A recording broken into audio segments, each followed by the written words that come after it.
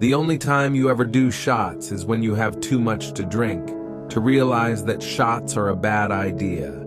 And the only time you ever play truth or dare is when you are too drunk to realize that truth or dare is equally a bad idea. Years later, I'm still reminded of this story that involved both shots and a game of truth or dare, any and every time I am reunited with anybody from those college days. Do you remember that time, you? I've always been a firm believer that everybody's story has a wild chapter, and this was mine. It was a frigid winter's night in my sophomore year at college. A group of us, braving the onslaught of midterms and project deadlines, decided we deserved an evening of unadulterated fun. That was how we ended up in the largest dormitory on campus, huddled around a Jenga tower in a room filled with laughter, intoxicating excitement, and enough beer and shots to fuel a small army. After a few rounds of general banter, someone suggested a game of truth or dare. Always a crowd favorite. It wasn't long before the game escalated, each question and dare pushing the boundaries of our collective comfort. Then it was my turn. A little worse for wear and blinded by my own bravado, I picked dare. My friend Matt, never one to shy away from a challenge, presented me with a dare so outrageous it's forever etched into my college memories.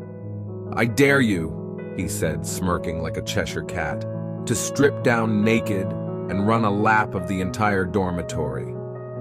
The room fell silent, then erupted in laughter. My mind buzzed, a combination of the alcohol and the adrenaline pumping through my veins. But I was never one to back down from a dare, and with a deep breath, I accepted.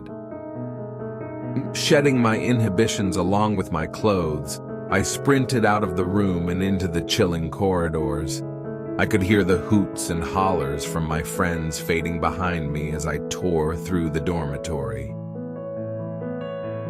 I darted down hallways, cut corners around study rooms, dodged bewildered students who had been peacefully studying, their expressions shifting from surprise to laughter as I blitzed past.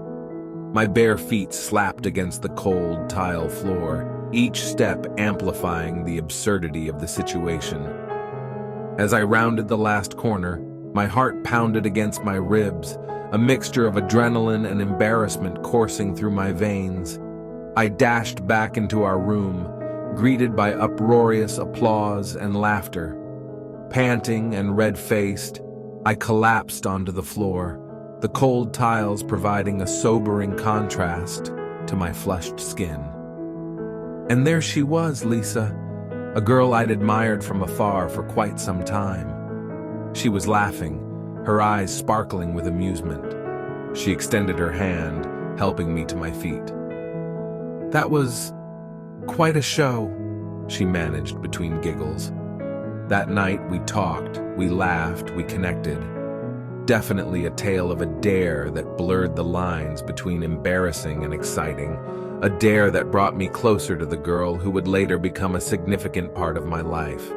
A dare that, despite the blush-inducing memory, I wouldn't change for the world.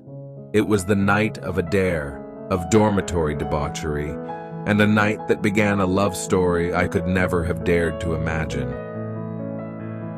This short story is part of a 6-part Truth or Dare confession series entitled Red-Faced Confessions, 6 Spicy Truth or Dare Stories, Volume 2.